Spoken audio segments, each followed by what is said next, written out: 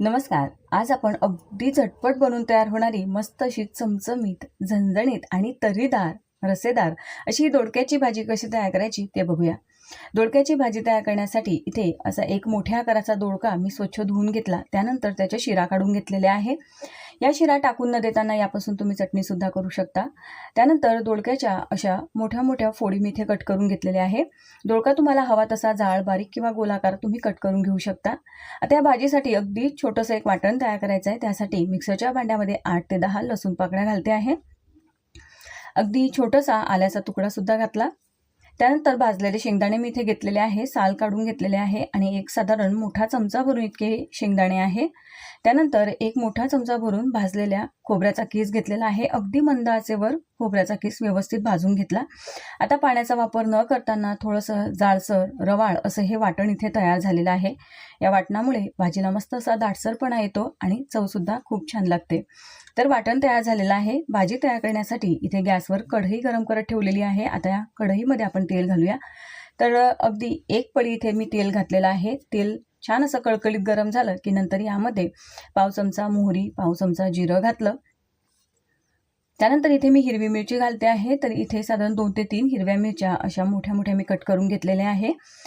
मिरचीचं प्रमाण तुम्हाला हवं तसं तुम्ही कमी जास्त करू शकता. त्यानंतर एक मध्यम आकाराचा बारीक चिरलेला कांदा घातला आणि एक छोट्या आकाराचा टोमॅटो आहे. टोमॅटोसुद्धा कांद्यासोबत घालून आपल्याला व्यवस्थित परतून घ्यायचं आहे. तर यामध्ये 1 चिमूटभर हिंग घातलेला आहे. हिंग थोडा उशिरा घालायचा म्हणजे त्याची चव आणि सुगंध भाजीमध्ये कायम राहतो. अगदीच जिरं मोहरीसोबत हिंग घातला तर तो करपून जातो, म्हणून थोडा उशिरा घालायचा. आता गॅसची फ्लेम कमी आहे. थोडा वेळ कांदा टोमॅटो परतून घेतल्यानंतर यामध्ये या दोडक्याच्या फोडी घालायच्या. दोडका तुम्हाला हवा तसा तुम्ही इथे कट करून घेऊ शकता. छान कोवळा आणि ताजा दोडका असेल तर अगदी झटपट दोडका मऊ शिजतो, जास्त वेळ लागत नाही. थोडा वेळ दोडका परतून घेतला. आता यावर झाकण ठेवायचं आहे. मंद आचेवर एक दणदणीत अशी वाफ काढून घ्यायची. छान वाफ आलेली आहे आणि आता झाकण काढून घेतलं. व्यवस्थित भाजी अशी खालीवर परतून घेऊया. आणि आता या दोडक्याच्या फोडी कशा शिजल्यात ते आपण चेक करूया. तर हे बघा, अगदी छान इथे हा दोडका शिजलेला आहे. तर अगदी सुरुवातीलाच दोडका खूप जास्त मऊ शिजवायचा नाही. थोडासा असा अर्धवट शिजला की मग यामध्ये आपण मसाले घालूया. तर इथे आता मी लाल तिखट घालत आहे. साधारण 1 चमचा मी इथे लाल तिखट घातलेला आहे. तुम्ही फक्त मिरची किंवा फक्त लाल तिखट वापरलं तरी चालेल. तर आता यामध्ये थोडीशी हळद घातली. त्यानंतर 1 चमचा धणे पावडर घातलेली आहे. थोडासा गरम मसाला घातलेला आहे आणि चवीसाठी मीठ घालायचं आहे. ही भाजी जर तुम्ही मुलांसाठी बनवत असाल तर तुम्ही फक्त तिखट किंवा मग मिरची असं काहीतरी एकच वापरू शकता. तर इथे जे तिखट मी वापरलेलं आहे ते बेडगे मिरचीचं तिखट आहे, जास्त तिखट नाही. रंग छान येतो मात्र भाजीला. त्यानंतर यामध्ये हे तयार वाटण घालायचं आणि अगदी थोडंसं पाणी घातलेलं आहे. आता व्यवस्थित असं हे वाटण परतून घेऊया. इथे आपण शेंगदाणे भाजलेलेच घेतलेले आहे, खोबरंसुद्धा भाजून घेतलेलं आहे, त्यामुळे हे वाटण खूप जास्त परतत बसायचं नाही.